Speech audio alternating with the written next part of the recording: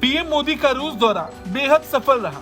उनकी और रूसी राष्ट्रपति की मुलाकात तो चर्चा का विषय थी ही, लेकिन साथ ही साथ अब रूस के सहयोग से भारत में 6 नए न्यूक्लियर पावर प्लांट स्थापित किए जाएंगे, जो एक बड़ी सफलता मानी जा रही है। रूस की परमाणु ऊर्जा agency रोसोटॉम in nuclear power plants को बनाने में भारत की मदद करेगा। बता दें, रूसी एजेंसी पहले भी कुडनकुलम परमाणु ऊर्जा संयंत्र को स्थापित करने में भारत की मदद कर चुकी है। वहीं रोसोटॉम ने एक बयान में कहा कि भारत के साथ सहयोग के नए क्षेत्रों पर चर्चा की जा रही है। एक नई साइट पर रूसी डिजाइन की 6 और हाई पावर न्यूक्लियर यूनिट्स का निर्माण और कुछ छोटे परमाणु ऊर्जा संयंत्र बनाने में भारत का सहयोग करने पर हमारी बातचीत हुई। बता दें, इसी साल मई महीने में रोसोटॉम ने भारत को फ्लोटिंग परमाणु ऊर्जा संयंत्र के निर्माण और संचालन की तकनीक ऑफर की थी। वर्तमान में रूस ही दुनिया का एकमात्र देश है जिसके पास पानी पर तैरता हुआ परमाणु ऊर्जा संयंत्र है। रूस के पेवेक में बिजली सप्लाई इसी फ्लोटिंग न्यूक्लियर पावर प्लांट से हो रही है। पेवेक नॉर्थ आर्कटिक में स्थित रूस का एक बंदरगाह शहर है। रूस के अलावा अन्य कोई देश अब तक फ्लोटिंग न्यूक्लियर पावर प्लांट की तकनीक विकसित नहीं कर सका है। इस तरह के प्लांट से दूर दराज के क्षेत्रों या समुद्र में स्थित द्वीपों तक भी निर्बाध बिजली सप्लाई की जा सकती है।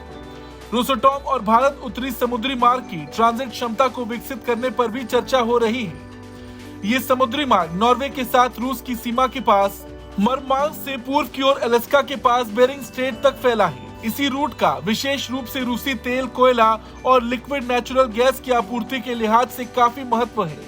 रूस को उम्मीद है कि एनएसआर के जरिए वो 2030 तक 150 मिलियन मीट्रिक टन का परिवहन कर सकेगा, जो इस वर्ष 80 मिलियन मीट्रिक टन से अधिक रहा है। वहीं अगर बात करें कुडनकुलम न्यूक्लियर प्लांट की, तो भारत का सबसे बड़ा न्यूक्लियर पावर स्टेशन यही है, जो दक्षिणी भारतीय राज्य तमिलनाडु के कुडनकुलम में स्थित है। भारत और रूस के बीच हुए समझौते के तहत लगभग 2 दशक पहले यानी कि साल 2002 में इस संयंत्र की पहली 2 इकाइयों का निर्माण शुरू हुआ था, लेकिन स्थानीय मछुआरों के विरोध के कारण इसे देरी का सामना करना पड़ा। इस न्यूक्लियर पावर प्लांट में रूसी द्वारा डिजाइन किए गए VVER-1000 रिएक्टर्स का उपयोग होता है।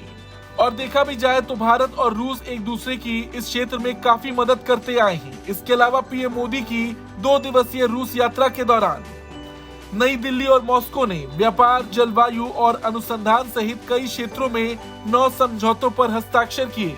इस दौरान दोनों देशों के बीच कई बड़ी परियोजनाओं को लेकर भी सहमति बनी, जो अपने आप में एक बहुत बड़ी उपलब्धि है।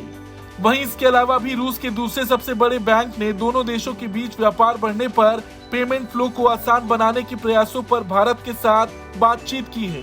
कुल मिलाकर अगर देखा जाए तो भारत रूस के बीच कई बातों पर सहमति बनी और पीएम मोदी का ये दौरा बेहद सफल भी रहा। ब्यूरो रिपोर्ट, भारत तक।